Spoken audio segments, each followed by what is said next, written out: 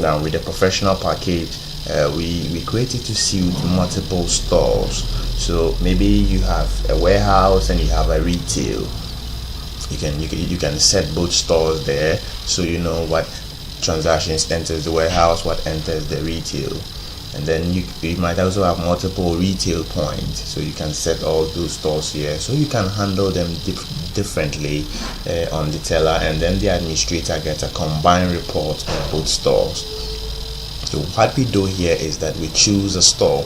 So I will choose Ladder, which is a store currently running this, the latest store running this.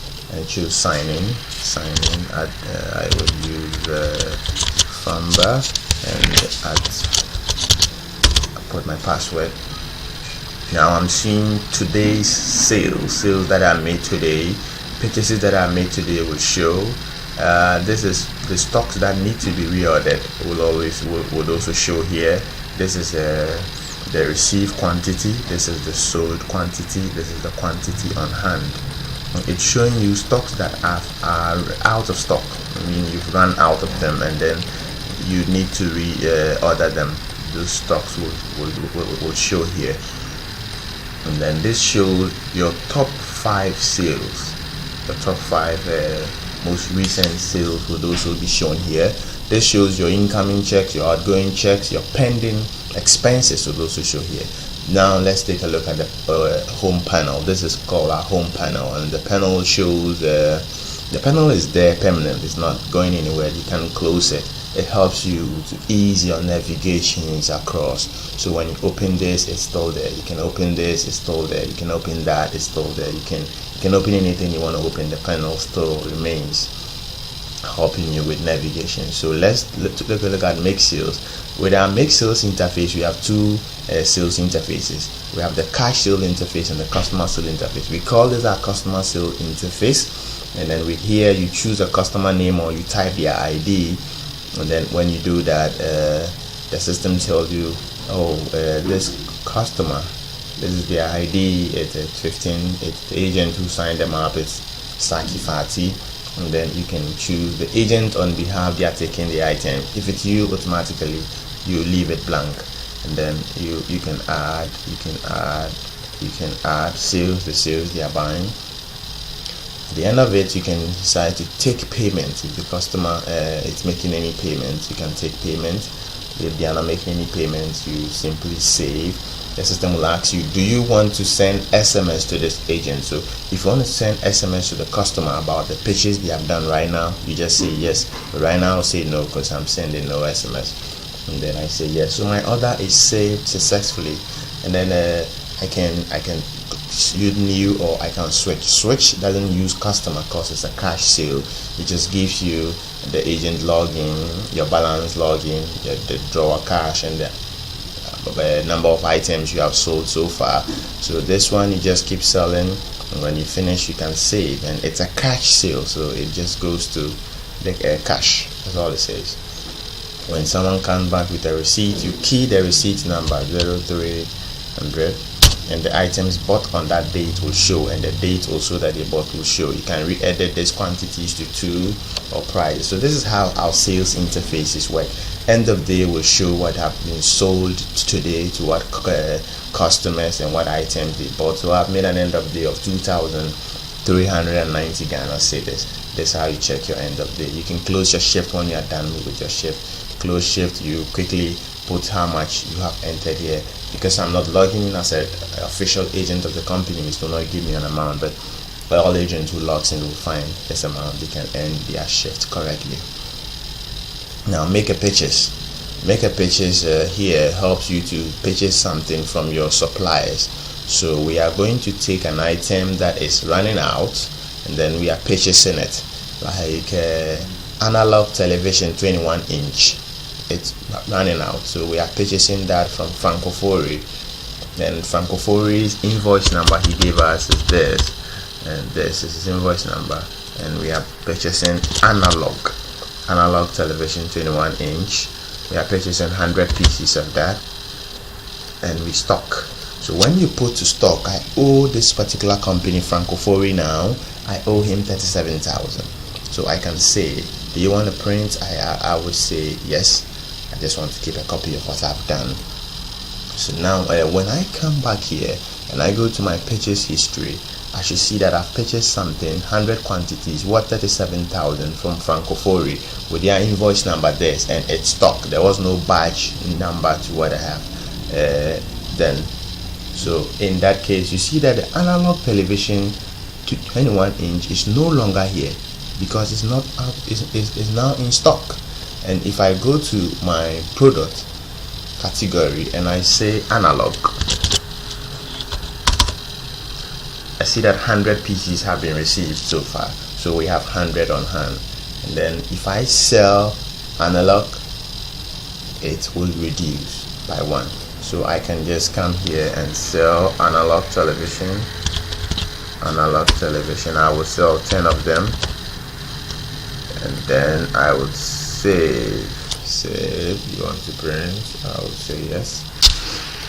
And then I would come back to my products to check if my analog is being reduced. Analog.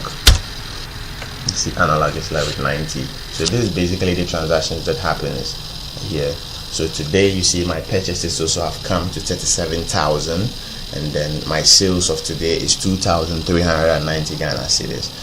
We look at the CRM. CRM represents customer relation management, and you can create a new customer here.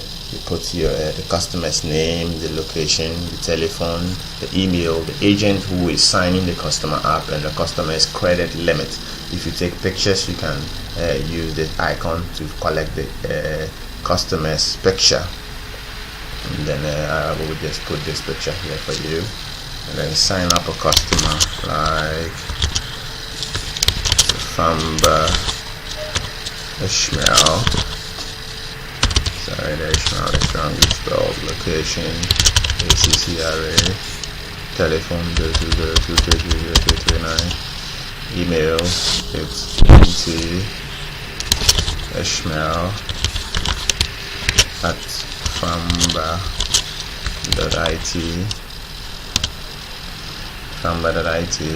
agent FamBa solution. My credit limit as a starter is 100 cedis. Can owe the company more than 100.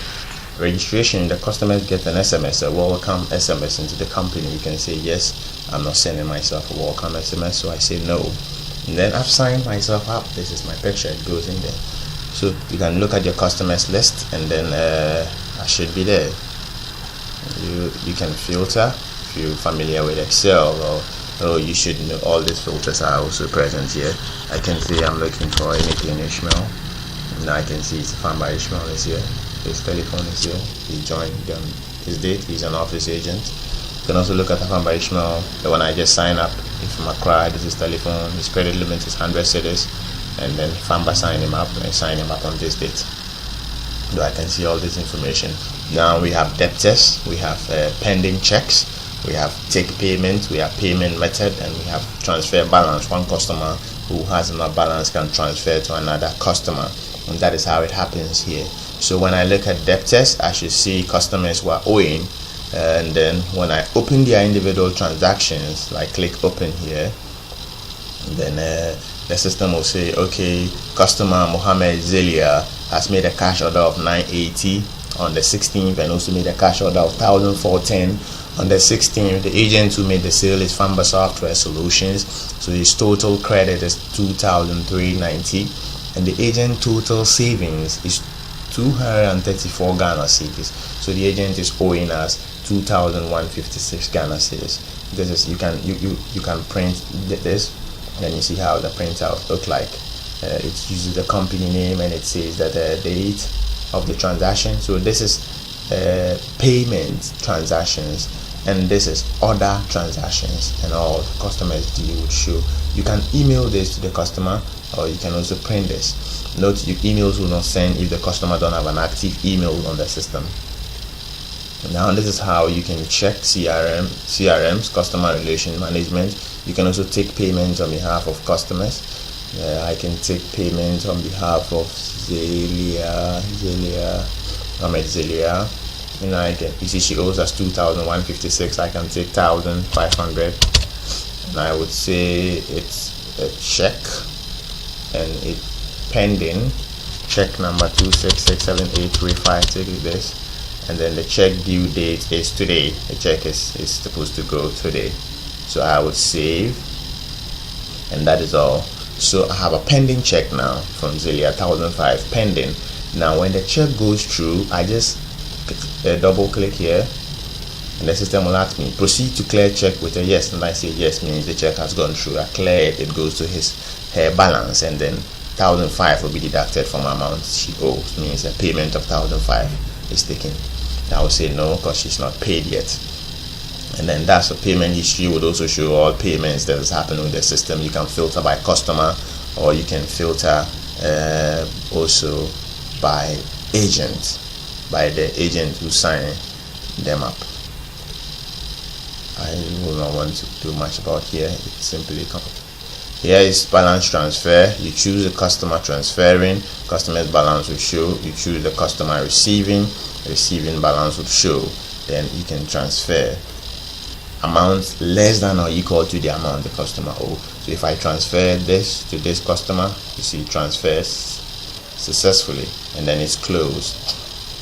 Now when I come back here and choose the same customer I transferred as a balance, see that the customer should be, not even remember the customer I chose, but there was a balance transfer. So when we go to payment history, we would see that there was some recent payments being made. Deposit, and then I will just check from, I want to filter newest to oldest. You see it was 215. You see balance received and balance transferred. So Mr. Farid, Mr. Hussein Sadia transferred a balance of 215 to Ofori. So Hussein Sadia's balance would be 00 now when we go to our debtors and we look at Hussein Sadia. This is Hussein Sadia, and you see that Hussein Sadia's balance due is 00 now. 00. And on the other hand, Ofori has now made a payment of 215. See that is showing here. So the balance transfer, that's how it also works. Customer transferring balances between each other. So that is pretty much all about the CRM, and the VRM is also very similar to that. The VRM shows for your suppliers. You can create a new supplier, put their names, location, telephone, email, website address. You can save. You can also look at suppliers, list of your suppliers, so you can look at your creditors, those you are owing. And then you can remember today we did some transactions with Francofori worth 37,000. I can open that, and it shows me that I've made a purchase of goods on this date, and then the invoice number of those goods was this, and it was worth 37,000. Ofori, we've not made any payments to Ofori, so we still owe him 37,000. That's how the creditors list also shows, and we can make payments on behalf. So we can make payment to Ofori, Francofori. We are owing him 37,000, and we are making a check payment of 30,000. 30,000. I would say it's pending because it's not gone through, and the check number that, and then it's supposed to be gone today, at the end of today, but it's not gone through yet. So check successfully, then I'm gone. So you will see that my outgoing checks is there. This is an outgoing check, it's still pending, and then I need to activate it to show that I've paid him off. Payment history will also show the payments that the cash, and then the pending payment. So this one is paid, this one is pending. So you know that this is how the checks are. Return items are items you are returning back to your supplier. Note that when you return anything back to your supplier, it deducts from how much you owe your supplier. So be very careful here. You can do a quick exchange with your supplier, but if it's a return, you can fix it here. Now we are done with the overview. We'll talk much more details about this individually one by one, but we are just doing the overview of the entire system. So I can close here, and then you can see that on my dashboard, my one incoming check, one outgoing check. I said if you double click on it, it will open. This is the incoming check. It's from Zelia, it's 1005. It's supposed to go through today. and then I can also close that. And this is my outgoing check. My outgoing check is 30,000, supposed to go today. It's going to Francophorie. Now this list checks that are going on the same date today, and my trending sales are also showing. So I would go to product, and let's take a look at what product also does. At product here, we'll be looking at items, general items you sell, their quantities you receive, their quantities you sold. You can do a wild card filter here. I would say I'm just looking for blenders. You need to show me all the blenders that I have, and then those that have quantities remaining. I can also add a new category of items that I do. And I can say, okay, this category it's shoes. I'm introducing shoes. Just shoes. You can give a description of what kind of shoes it is. My keyboard is goofing today. I can save that, and then I've added a category. I can add a product, and now I can add a shoe, because there's shoe here as my category. Now we're signing up a new product. This is the product code which you cannot change. This is the UPC, the universal product code. This represents the UPC code on the item. You can scan it here, or you can manually assign a UPC. Like A1 represents the product popularly bought, and anybody is buying, just type A1 at the sales interface, it comes. Or I can say Nike. I like Nike. I just put N for Nike, and then I will say Nike shoe 37. Sorry, my keyboard is goofing very well today. Nike gives that to me at 25, sorry, it's a piece, and then I want to sell that at 40. Calculate will give you a 15% increment, and then someone buying it on credit, I want to give them 50, and then I can choose my supplier. It's probably Nike or anything. Then I save my item. Now when I come to sales, just want to demonstrate that, and then you need to choose a customer first before I make sales. I will just want to switch. I don't need a customer interface. If I say N, you see it's N, and I press enter, you see that Nike shoe 37 shows. That's how the UPCs work. It's the same way if you have to scan the UPC and you scan it back here, it will also work for you. Now let's move on. That's how you sign a new item up. Price manager or product manager allows you to rechange the prices or names of the items. Probably there's a modification you need to do, you can do it here. I said I was doing anything Nike shoe 37. I think I don't no longer do that. That's 38. Then I can say, do you really want to make changes? I said yes. So I've saved this to that, and then when I come to my sales interface and I say and I see Nike is now 38. Yeah, with the same price, same thing, didn't change anything. Now you can look at category, quantity on hand by category. So you see the system, it's giving me a general view of what I should have as my quantity on hand. But at this stage, there is no date here. Here you filter by date, so I can say that I'm filtering by from February to today. I want to know all the heat that has happened alongside with my growth. I can open it here. Actually here it takes a bit more time to load sometimes, but it will show you by category what you have received and what you have sold in that order. So we have a grand total of 101, received 0, sold 101, grand total, and the 101 came from the blenders. It's only I'm coming with blenders. We will look at this report at the other side so that you can understand it very much better. So this is our price manager product, new category, and an add category also does. So we are done with the product. We can go to report. At report, we will look at product details, and then when we open our product details, you can see it very much here. This is what I wanted to show you there. Now I would say that I would say 16-inch mattress, and then the individual stores that are sold them would show here. We can view a report of that, of our sales and our total quantity on hand here. We can look at our sales history here, and then we will see this is our generalized sales history where we can filter. We can also look at our purchase history here, and then we will see the purchases that we've been making in various stores.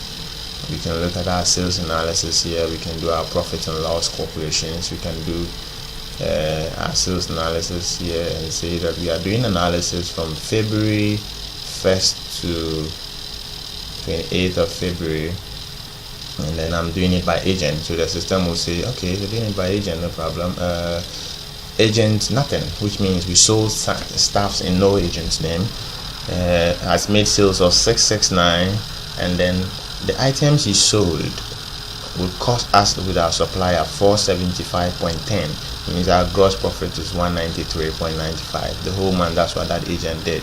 Agent AA sold one item which will cost us 160. It will cost us 138.40. We sell 169, and then the gross profit we've made there is 30.60.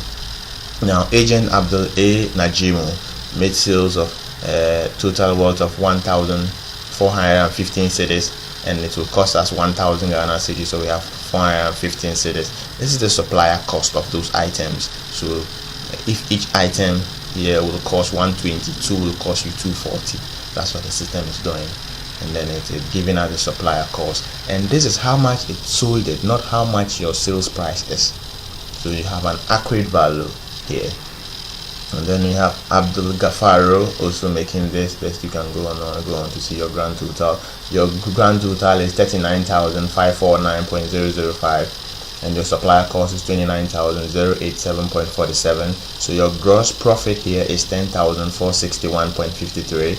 You don't have a net profit because you don't have an expense made in February. We don't have expense made in February.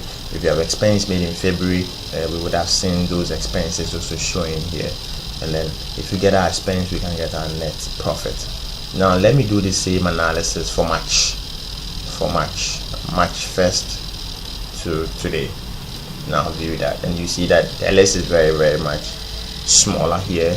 And then with here we have some expenses we've made in March worth 1,500 Ghana cedis. So you will see that we have run at loss because we sold 3,340 cedis, and it cost us with our supplier 2,820. So our gross profit is 520. After that, we have actually made an expense of 1,500 more than our gross profit. So we've gone into some net losses, and that's equal to 980 Ghana cedis. It's red, means it's a loss. That's how this works. Now let's look at the profit and loss and do the same analysis with the profit and loss here, 1st March to today, and I view. You see, profit and loss actually show you a different one. Profit per individual, profit per pack, profit per that also shows you your expenses you've made, and then your net profit. Now you will see that here our other total appears to be much higher than the other side. It's simple. The reason being that this side, it's actually using, you have sold 10 quantity, each one costs this, so multiply this by this, then we will get other total. Multiply this by this, we will get supply total. But at the other end, it's not using this because you sell it for your cash price is 530, but you can actually sell it 200. So the system thinks you sold it at your cash price, but at the other end, the system gives you exactly what you sold it for.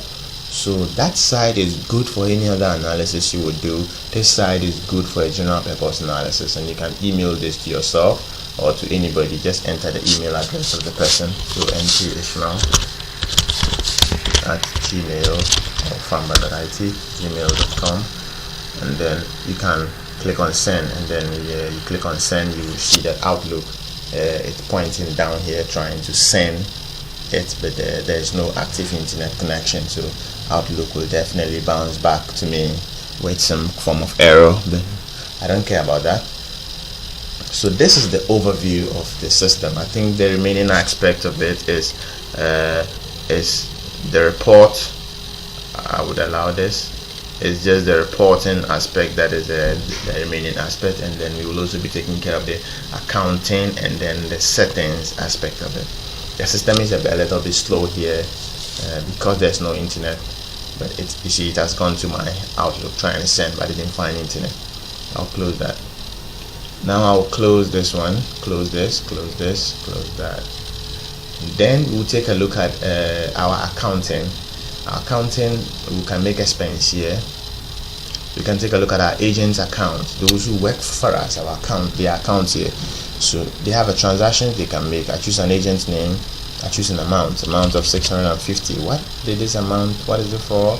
This amount is a cash shortage. Date is today, so cash shortage. Cash shortage in the sense that the agent took money from customers, 1,000 cedi, and only submitted to me 640 cedis. So 360 cedis is not there, but the customers have paid. So that's the cash shortage that the agent will receive in his or her account. So the agent now owes me 360 at the end of the month. Payroll will indicate that, and then I can deduct that. Now when the agent, now I know that one agent, Tango, has received 360 cedis as cash shortage.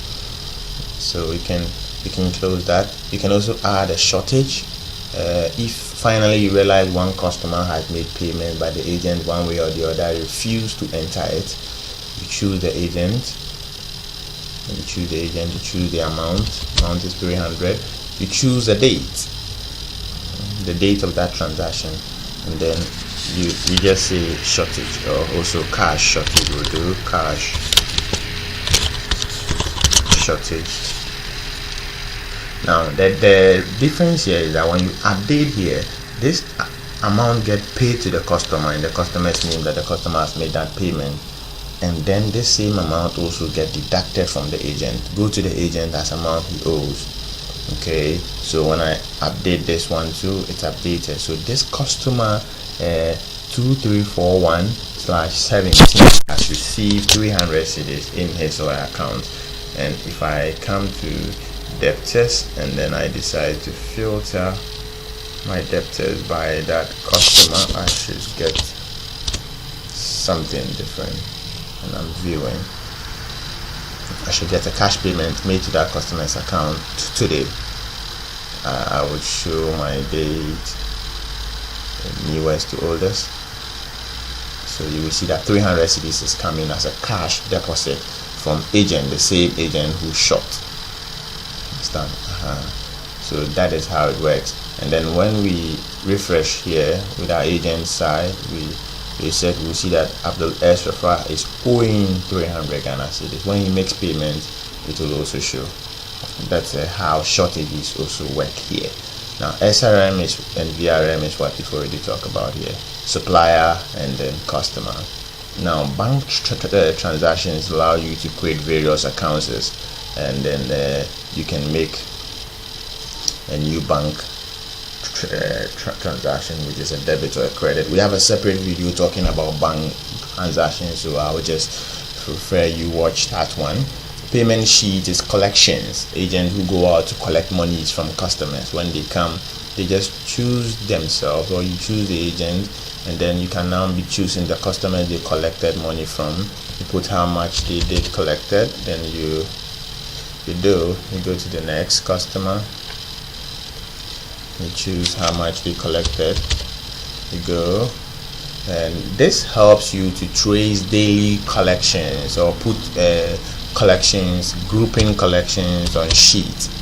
So let's say this is all this agent collected. When I say print, you see it shows me the cash code, and then I'll allow it to print. So it will print me that cash code. When I come to history and I say I'm viewing newest to oldest, I should see the very recent one I have done. I can view that report, and you see this is the 300 we made to the lady. Okay, And this is also the one I've just made right now. I made it to 3 people, 300, 600, 650. You see, all is there. So you can, at any point, you can filter the date and look at the agent, and you know what the agent brought exactly. You can see the cash they brought. You can tell that the last Monday I went, I brought 1,000 cities. No, you got 1,550 cities that the agent who paid. And then if an agent is someone paid on that date and is missing, this is where you can trace and know that it's not here. Then you can now edit the sheet and add that person, or add it as a short take to go against that particular agent. We will talk more about this sheet books and then the sheet collections later. Now let's talk about cash book. Cash book shows just your cash in and your cash out. So it's saying that since this company started running, our cash in has been 453,268 cash in, but we've made a cash out of approximately 2,065.40. So we're doing well. We can look at all the statements that is making this happen, and then we will see that it's group by day. So on daily basis, this is what we do.